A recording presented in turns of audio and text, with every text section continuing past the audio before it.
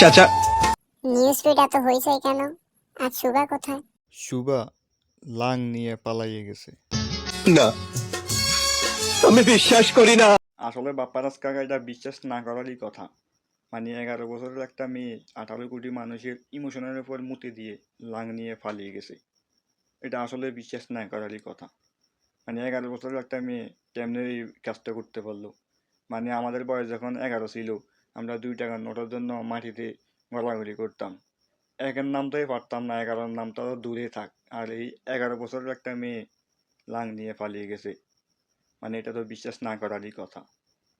বাইরে ভাই, আমরা 11 বছর বয়সে 2 টাকার জন্য মাটিতে গলাগলি কত কান্না করতাম, আর এটি লাং নিয়ে পালাই যায়। মানে 24 বছর 25 বছর বয়সে একটা প্রেমই করতে পারলাম না, আর হেতি লাং নিয়ে পালাই গেছে। বাইরে ভাই, কি এক সিন দেখাইলো এই 11 বছরের সুবা। মানে 18 কোটি মানুষকে ইমোশন, মানে কত আফসোস করলাম, আরে এত শিশু বাচ্চাটাকে মানুষ ছাড় দিল না। আমা ইমোশনাল হয়ে গেলাম, কিন্তু পরে এতে কি এম বলে কি নিউজ দিল, ওটা লাং লইয়া ফালাই গেছে। জীবনে কি করলাম।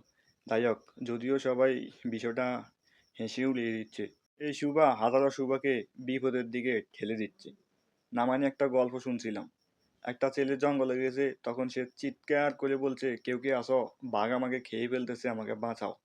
মানুষ দৌড়ে গেল, কিন্তু গিয়ে দেখলো কোনো বাঘ টাঘ নাই, সে মজা করলো। দ্বিতীয় দিন একই রকমই বললো, কেউ কে আছো, বাঘ আমাকে খেয়ে ফেলতেছে, আমাকে বাঁচান। মানুষ গেল তাকে বাঁচাইতে, দেখলো কোনো বাঘ নাই। তৃতীয় দিন ঠিকই তাকে বাঘ খেয়ে ফেলছে, সে চিৎকার করছে, কেউ যায় নাই। মানুষ মনে করছে সে দুষ্টামি করে আগের 2 দিনের মতো, কিন্তু ঠিকই তাকে বাঘ খেয়ে ফেলছে। তো এই সুগা, মানুষ মনে করছিল তাকে হয়তো অপহরণ করছে, কেউ নিয়ে গেছে বা মেরে ফেলছে, কিন্তু দিন শেষে দেখা গেল সে একটা ছেলের সঙ্গে পালিয়ে গেছে।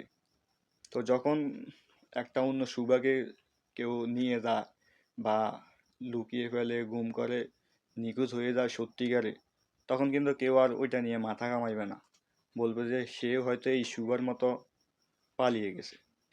মানে এই সুগা কিন্তু হাজারো সুগার ক্ষতি করছে। মানে এই পিচ্ছে একটা আমি এই কাম করতে পারবো, এটা আমারও জানা ছিল না, বাংলাদেশের 18 কোটি মানুষেরও জানা ছিল না। মানে এই সুগা হাজারটা সুগার ক্ষতি করে ফেলছে এই পিচ্ছি বয়সে, তার ভবিষ্যতে কি করতে পারে আল্লাহ ভালো জানে।